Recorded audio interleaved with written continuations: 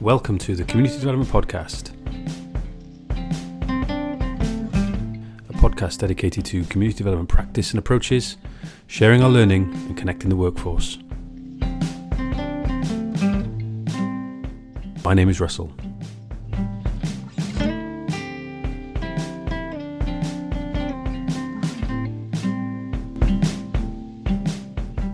The philosophy in pubs interest is kind of sparked by the fact that it is rooted in Merseyside. Yes. And I still have a lot of contacts up there, so I'm bringing the spirit of Liverpool down to South Wales. Okay. So what's the day job all about then, from your point of view? Okay, well, I work at Cardiff Met University in the School of Education and Social Policy, running a postgraduate programme for teachers, youth workers and other educators. And a lot of the kind of skills and methods that we use in philosophy in pubs, we also are able to use during class debates, etc. at the university. Okay, right. So clearly then, dealing with youngsters, people of all ages, I guess, but yeah. I mean, probably no 2 days are the same, are they really? You could say that, and I think it's, for me, the pleasure in the job is all about the students, and particularly mature students who have maybe not had the greatest time in the education system, and they've come back to education via the university, and it's great to see them succeed. Excellent. Right. So then, Russell, let's find out a little bit more about your good self, sir. I live in Llandaff North in Cardiff, but I'm from Dinas Powys originally. And I work for myself, just freelance on different projects, usually have some connection with community work, community development, communities in some way, because that's all I've ever really done, and fell into that about 25 years ago. Right.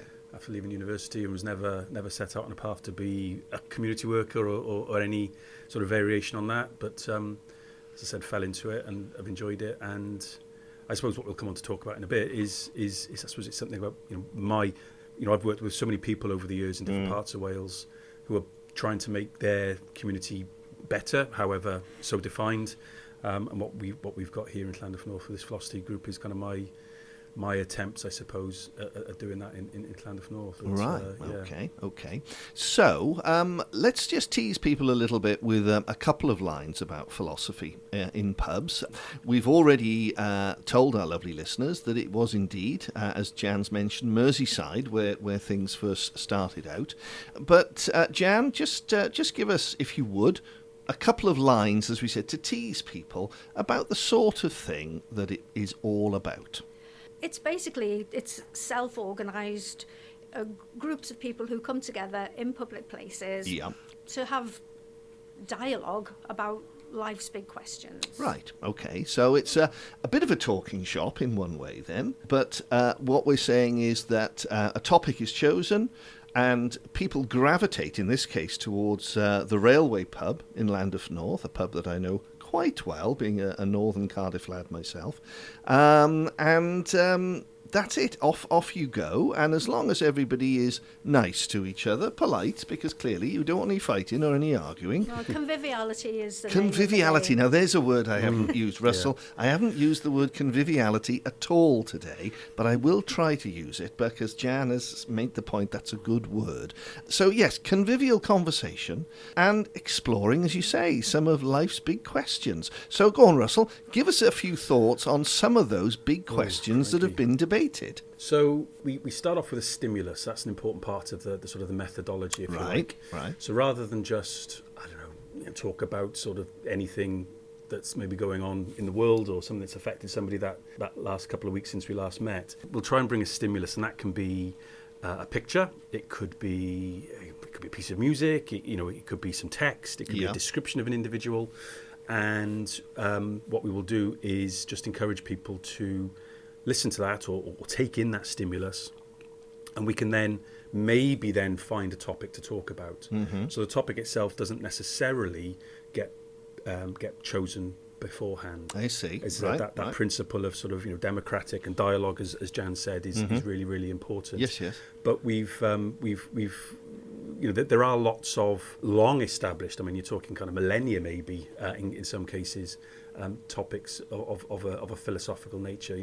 What makes me me? There's a really good one called The Ship of Theseus, where a ship belonging to someone called Theseus, so again sort of ancient Greece, that's how old this is.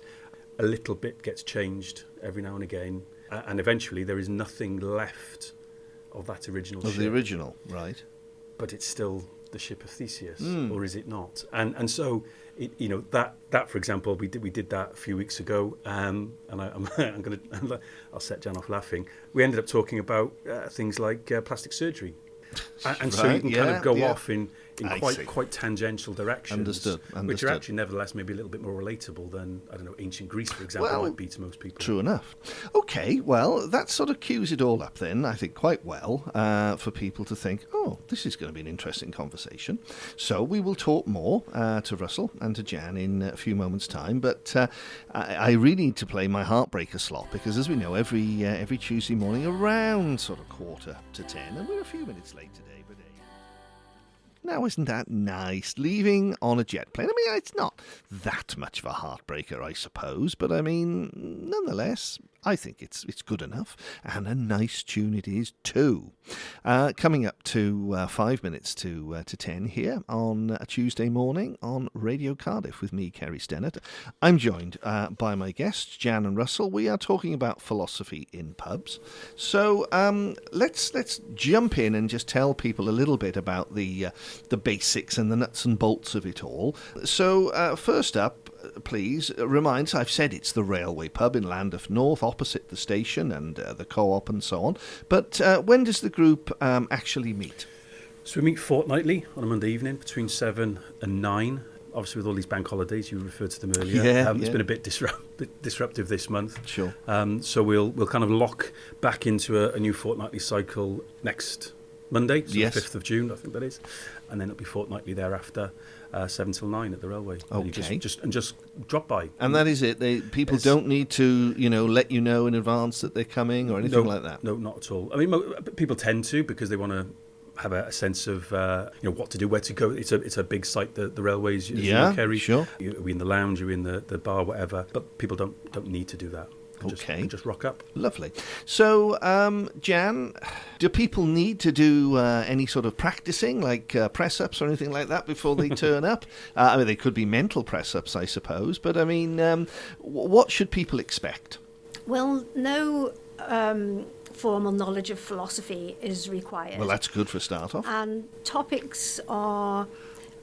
Well, I think I can say topics are always related to issues around life's big questions that most people will have some sort of opinion on. Right. And as Russell has mentioned previously, we may have an idea, we may have a stimulus for a session. For example, if we took the song that you've just played, Leaving on a Jet Plane, that could be a stimulus. Okay. And then the group would have a little bit of a think about, well, what does this say to me? What sort of issues does this raise? So it might be something about climate change. Mm-hmm. It might be something about wealth. It might be something about the state of public transport in the UK. Right, okay. There is a maybe amusing anecdote about the session before last when neither Russell nor I could get there because there was a bit of a disaster on the railways. Oh, right, okay. And these are the sort of things that that may come up. So, there would be some resonance for people. I see. So, basically, it's looking for something that's a sort of a jumping off point for people to absolutely get into, presumably what very often can be quite a lively discussion, I would imagine. But clearly, as you said, you want it to be convivial, because that's our word of the morning now, convivial. It's a very philosophy and pubs word, convivial. Well, there we are. It's it's enough said, Jan. And do you find then that you're having to sort of very often hold some of the people back? Because with due respects, we all know there are some people that do like the sound of their own voice. So, I mean, do you have to risk being occasionally a little bit, shall we say, the awkward one who's got to say to people, right, well, thank you very much, I think we've heard enough now, and now move on to somebody else? Or is everybody very much sort of now after you and somebody else jumps in? Our group is by and large like that. It is, I suppose, in theory, that might happen, can happen, and that's where the role of the facilitator kind of comes in, and that is appointed, if you like, which makes it sound almost more formal than it is, but that facilitator is identified at the outset, and usually somebody's bringing that stimulus in advance, but you can see that certain topics sometimes exercise people maybe more than others because like Jan has said, there's a range of topics we can discuss, and then there's a range of directions in which that conversation can go, and clearly you want to have that kind of resonance with people's lives and experiences, and for some people they might feel more strongly about certain things than others. But one of the things we say right from the outset, and I think it would be a useful message to kind of get across here, is that this isn't about making somebody agree with you. No.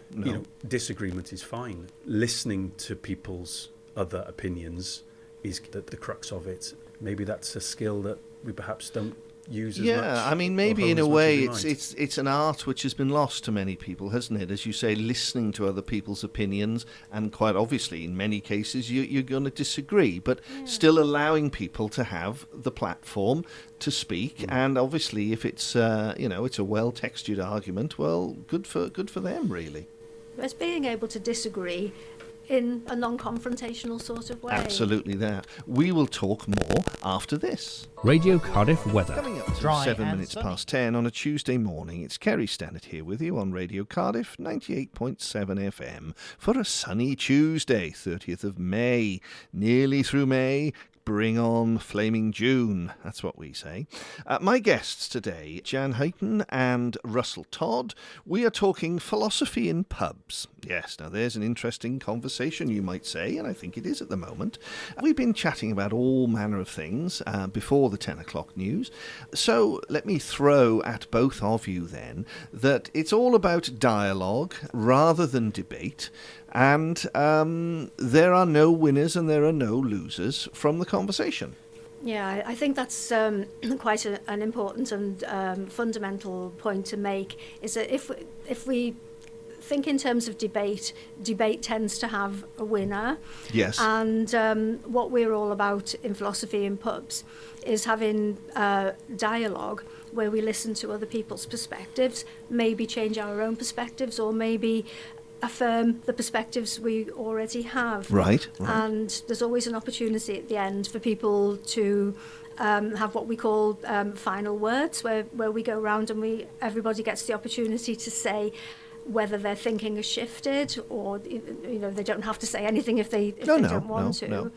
And quite often the thinking continues for many weeks after the session, and sometimes people find themselves thinking about some of the topics and the points that have been raised many weeks after the session has taken place. And Russell, as we said, you obviously look at huge topics, small topics, topics in the middle. But, I mean, that is what you want, though, isn't it? You want people to be continuing to think about them for some time afterwards and think, yeah, well, actually, really, I hadn't seen things from that angle before. Now somebody else has sort of shown me that sort of different way of looking at something. They then can carry on thinking about it, as you say, for days or weeks afterwards, as Jan's just mentioned. And perhaps then they start to discover something, a side of a topic, which perhaps had never occurred to them. Yeah, no, invariably it happens. But both ourselves, and we are probably a little bit more experienced at this than some of the others of the group. But depending on the nature of the topic, where that discussion goes, the dialogue goes, it can throw up things that perspectives that you've never perhaps previously considered. And we've done one or two stimuli where we've done them a couple of times. Yeah. And no discussion is the same. Even with the same stimulus with the same group. Okay. I think that's important. So there's always that variety. So you can almost never run out of things to to cover, really. I'm sure. So, yeah. And the group of people who are sort of more or less the regular core, is there a real sense of anticipation in their eye when they turn up? Is it something that it almost does become a bit addictive?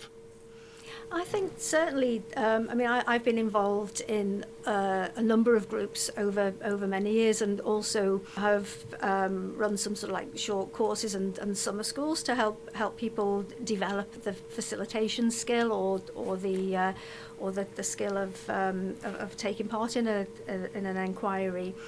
And I think people do begin to enjoy I suppose we were talking earlier about having a workout, and it's almost like keeping the brain going, like a mental workout, really, yes, isn't it? Yes, very much so, and people do seem to appreciate that.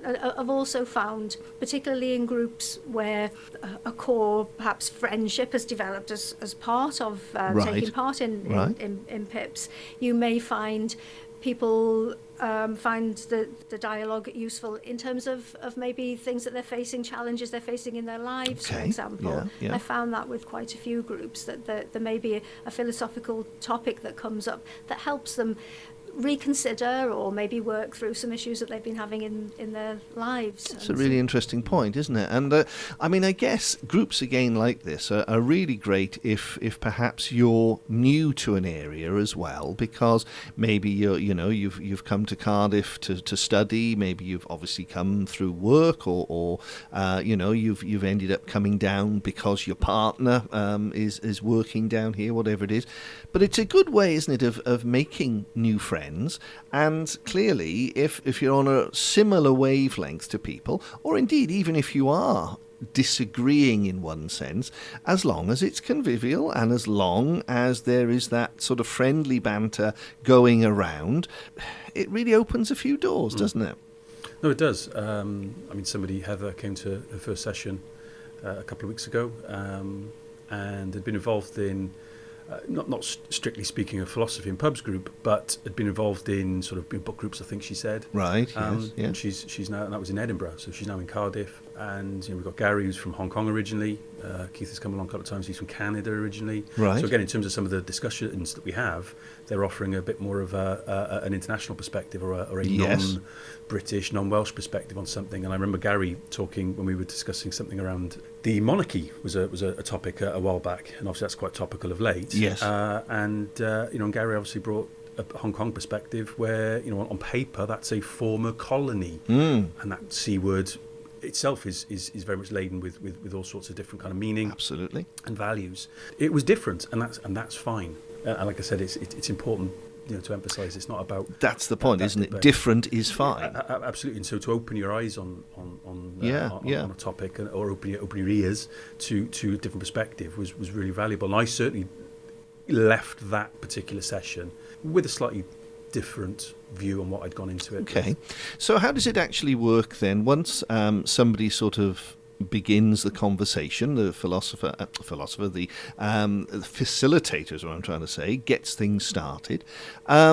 People are allowed, obviously, to say their piece, but then you obviously have to start to have a bit of a back and forth with people around the table. So how is that sort of governed, and how does it apply then from your point of view, perhaps as the people sort of nominally who would say, well, we're sort of keeping tabs on things, where you can say to people, okay, thank you, now let's hear from somebody else, or whatever. That does take quite a bit of practice, doesn't it, to get that right, I imagine? It does, and the organisation philosophy in pubs, which is a grassroots organisation, it's not a formal organisation, but there is a website with some guidance for facilitators.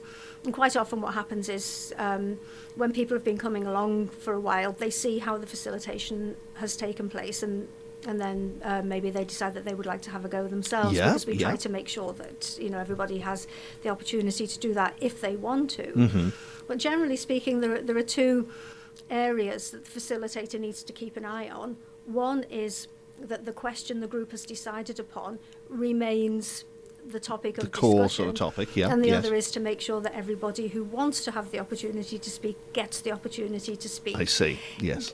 Bearing in mind that nobody has to speak if they don't want to. You can come along simply and listen if you would like to. And for some people, that's a really great opportunity. And I suppose that's quite useful for people, obviously, who are relatively new. You may have people who initially are a little bit shy or, maybe need a little bit of impetus to come out of themselves. So, yeah, absolutely initially, if they do just want to be there a bit as an observer, well, that's fine, isn't it? Absolutely, yeah. We don't want to sort of mandate any particular roles. Some people, like in all walks of life, some people like to take their time to think something over, a bit more that kind of reflective, perhaps sort of personality. Some people like to dive in and maybe kind of unload, through the process of talking, they're kind of assembling their own kind of thoughts, whereas other people might sort of be able to sit on them a bit more quietly.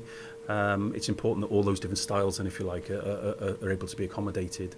I think, to be fair, we have a bit of a cross section as well of people who come along that kind of reflects that point. Yes. And the facilitator would give people the opportunity to have a turn that may need to be managed, or it may be that the group is self-managing. And in our group, we're still quite small and we know one another fairly well, so that is self-managed. But at the same time, the facilitator might at some point just sort of take a pause in the proceedings and say, okay, so far we've had this perspective, that perspective, the other perspective, and really just to summarise, to help people move forward, to stop it from becoming circular. True, and as we said, obviously you don't want just one or two people hogging the whole evening, really. I mean, it is important that people are allowed to come in, perhaps from the margins, if initially it's looked like they're just on the sidelines. But very often, I suppose that's maybe because they just don't feel they can get a word in edgeways. So clearly you want to, stamp that down straight away in a nice way. And the facilitator would, in a nice way, encourage people who've had maybe a good share of the floor, to perhaps let others have a go. Right, interesting stuff. And it's important as well, sorry, Ceri, it's important that people have the opportunity to ask clarifying questions. So if there's something they've not perhaps understood fully, right, just tell me that again. What did that mean? What was that word you used? It's that process of learning. And we always take a break as well because it is in the pub if people want to go and get another drink or whatever. So very, very, very, very relaxed. We like it being relaxed. Okay, let's get a piece of music in and we will return to the conversation. Don't look back. Say the temptation. Say don't look back, and we agree. You always need to look forward. Okay, Jan, one of the things that I know that you did want to just make clear to people, even though it's called Philosophy in Pubs, it doesn't have to be in pubs. Yeah, that's right. Historically, the first philosophy club, as it was called then, was set up in October 2001 at a pub, the Brewery Pub in Berry Street in Liverpool city centre. Okay. So that was kind of the origins. However, as the movement, as I like to call it, of philosophy in pubs has developed, people have noted that not everybody particularly wants to go to a pub as in public house. So many groups, including one that we did used to have running in Cardiff, take place in cafes or other sorts of venues. I mean, as far as philosophy in pubs is concerned, it just needs to be somewhere that's a public place so that others can see what's happening, that it can be accessible to all. But cafes, community centres, etc., are also potential venues for, and also if you do come along to philosophy in pubs in a public house, there is of course no obligation to partake of whatever is for sale behind the bar. No, well that's also very true. And what about the sort of different timings? I mean, do some of the groups meet, say, on weekends or during the daytime? I mean, is there any difference, or is it better for it to be an evening because that's more accessible to people? Well, there have been afternoon groups. There are afternoon groups. The group I was referring to just now that used to meet in a cafe in the centre of Cardiff, that was an afternoon group. And I am aware, although I'm not sure of the details, that there was a group meeting in an ice cream parlour in Grangetown. Very nice I think that was probably an afternoon group as well. Yeah. But of course, evening groups tend to have a different demographic, as in people who work or study during the day yes. are only able to attend in the evenings. I'm not really aware of any weekend groups. Right. Got you. And clearly, as we said, people from all walks of life, all different faiths are obviously very welcome to come along. And I guess, Russell, that can probably also bring very interesting different perspectives on some of the topics of conversation. No, absolutely. I mean, PiPs is very much something that that does reflect and celebrate life's rich tapestry. Yes. We would be open to people coming along from whatever kind of backgrounds, cultural, ethnicity, faith backgrounds, bringing topics that are maybe that we wouldn't necessarily be aware of, or stimuli that we wouldn't necessarily be familiar with because it's related to their faith, for example.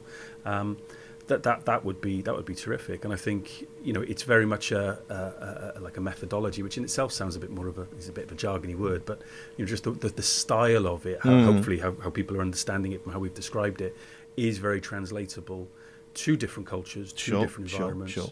I always think if you go down, say, Bute Street, for example, you can see groups of men just sitting on the benches there, having a chat. They are no doubt philosophizing in some way, shape or form.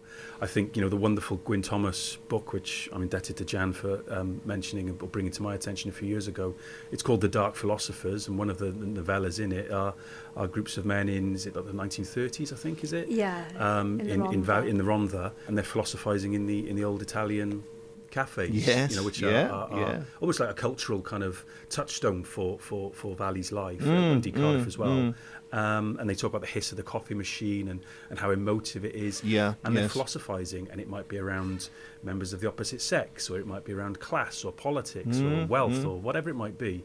It can take place in any number of. It's interesting, isn't it, that it's something that you do tend to see when you go away on holiday, vacation, whatever it is. If you go to places like Greece or Italy, Spain, and so on, anywhere. Obviously, could be all countries are the same, no doubt. That you will often see little gaggles of usually men sat there. If it's in Greece, of course, they've got their sort of worry beads as well there that they're playing with whilst they're talking. Whether it's politics, football, or things, as we said, religion that have much deeper meanings. Men sort of, in that sort of Mediterranean society in particular, seem very adept at doing that. I think so. And I think, a lot of workplaces, if you think back then to, maybe can bring it more closer to home then, where people worked in large industrial locations, in a steelworks, in mines, where you had many, many hundreds, indeed thousands of, again, primarily men, but not exclusively, coming together, they would philosophize. Again, they would discuss, they'd have chats, whether that's at the coalface, literally, metaphorically, whether that's over, during the lunch break, junior breaks, the caban culture in the underground sort of slate mines in northwest Wales is a fantastic example of this, where you've got these huge kind of cavernous spaces that have been carved out. You're nowhere near kind of above ground, and they would have their lunch, and they would talk about, like you said, anything that's it could be the match on the weekend, and what that meant in a greater sort of scheme of things, or the politics of the day, or whatever. Surely, I'm sure women have always philosophized over the years. Also, I wonder whether perhaps less visibly, perhaps less so in public places. But you've got organisations such as the WI, for example, where there's an awful lot of political with a small p discussion takes place. But we would certainly be encouraging. But we're a very mixed group, aren't we? In terms of absolutely more power to your elbow from that point of view. So, if people want to find out more, if people want to get involved, if maybe, we were also mentioning a little bit earlier off air whilst we were playing a piece of music, people are maybe thinking about, well, that's a good idea. Wouldn't it be great to start up a little group somewhere here in the south of Cardiff, whatever it was? Where can people go to find out further information? Well, there's the CF14 Philosophy in Pubs Facebook group, which you can search for. Yes. Russell, have you got a Twitter page? Yeah, so we're on Twitter at CF14 PiP. Right. CF14 obviously relating to the sort of part of the postcode. The postcode, we didn't want it to be very overly local, no. just to Llandaff North, as we've got people from Whitchurch, etc. Yeah. Can come along, and we didn't want to call it Cardiff, because it would be great to have lots of them taking place across the city. Well, as you were saying, it is something you'd like to see grow, but clearly it's down to individuals if they feel they want to sort of pick the ball up and run with it, isn't it, really? Yeah, and if they want to get in touch with us, they can email us at CF14 PiP@gmail.com, and we can, share our experience. There's resources online. Yes. We can lend them some of the stimuli that we've used, so they don't have to kind of think, well, okay, I'd love to do it, but where do I start? What's the first topic? We've got any number of resources that they can borrow. There's the Philosophy in Pubs website as well, isn't there, which gives quite detailed information about facilitation. Right. Excellent. But Russell and I would be happy to help and advise people on how to set up a group. Well, I'll certainly give those details out again in the last half hour of the programme. We're coming towards the end of the time of our chat, and inevitably time has beaten us, as it always does when we get involved in an interesting conversation. I think it's something that we would look maybe to return to, and perhaps you could come back in again, in a couple of months' time and tell us how things are going, and maybe some of the topics of conversation that you've had. But it's a fascinating thing, and as we said, if it brings people together in healthy conversation, that can only be a good thing. So to both of you, Jan and Russell, I say thank you so much, and obviously I must give you a last word. So Jan, your final thoughts? Well, I'd like to thank you very much for giving us the opportunity to pleasure. Speak here, and pleasure. We would very much like to see more groups develop throughout South Wales. Yeah, absolutely. And Russell?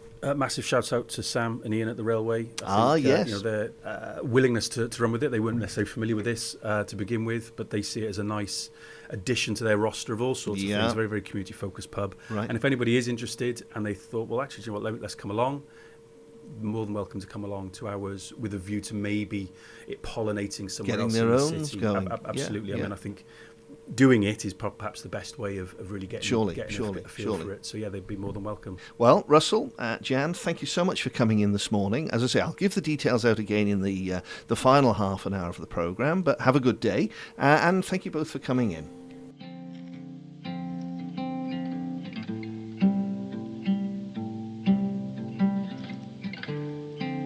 Thank you for listening to the Community Development Podcast.